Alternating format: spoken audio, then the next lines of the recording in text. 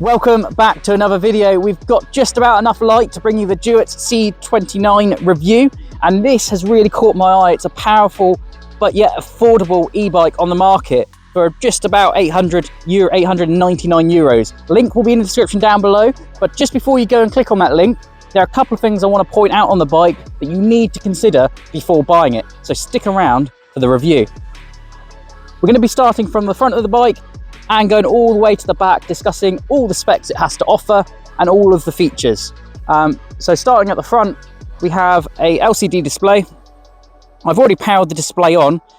First thing that jumps out from me is that the display isn't that bright. So I would like the company to consider making the displays brighter. But I will talk you through it. So we have 5 modes.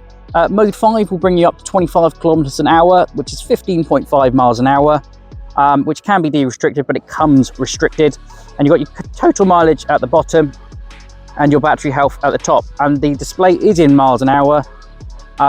So that's the display. We also have the Shimano Sys Index gears on the bike as well. But do you know what my favorite part is down here? So not only have we got a headlight at the front, which I'll show you in a minute when we come onto it, but you know what I like by now, my viewers. I like a good horn. That's what I really enjoy. Then we also do have a front headlight as well. We're starting to lose a little bit of light, so you will see it when I demonstrate it. So this is turning the headlight on and turning the headlight off. And now we also have a rear light as well.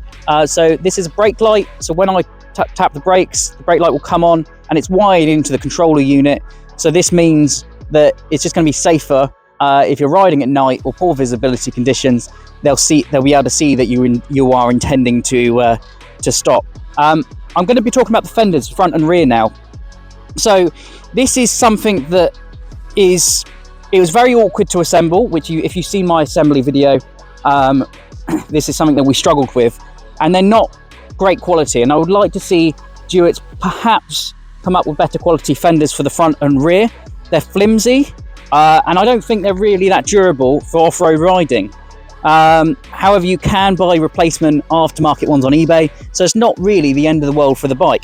And for the money you're paying, you're getting a lot of bike for a lot of quality.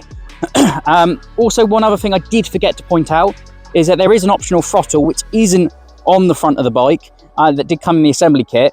It's optional, but just be aware of Europe legislation.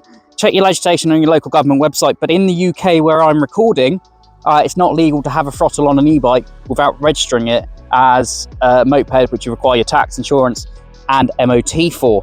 And then we also do have the battery unit here. So I'm going to speak about the battery.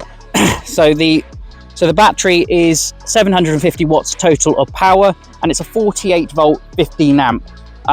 Basically that means you can expect realistically between about 50 to 80 kilometers of range.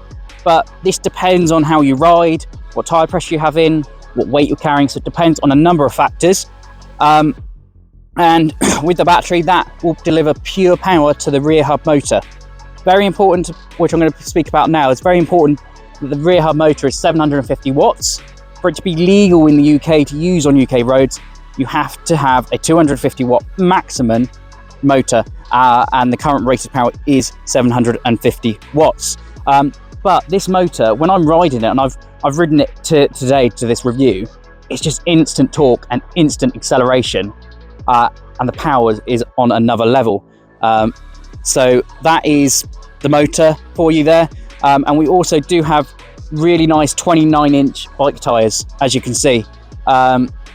Just be aware when you are inflating them. So when I was doing my assembly, my dad inflated both tyres. You just got to be aware you don't overinflate them, as they could explode. But that's just something to point out. We did add the optional reflectors. So if you are planning on taking this bike off-road or at night time, we've got the reflectors on both front and to the rear. So we've got front suspension, and it's actually surprisingly decent, but it's quite basic for the bike. It deals with bumps, light trails well, and it's springy and it's quite comfortable. But there's one thing that Duotts need to seriously consider for their next affordable bike that they're going to introduce on the market, and that is rear suspension. It's missing. There's no rear shock. So if you're planning on any serious off-road riding, and like we've got a beautiful off-road riding which I'm going to demonstrate for the drone footage, then it'd be nice to have some extra rear shock on the back of the bike. But overall, this is a really nice e-bike for what it costs. And I will leave a link down in the description down below. Please subscribe, like, and don't forget, comment on my hairstyle.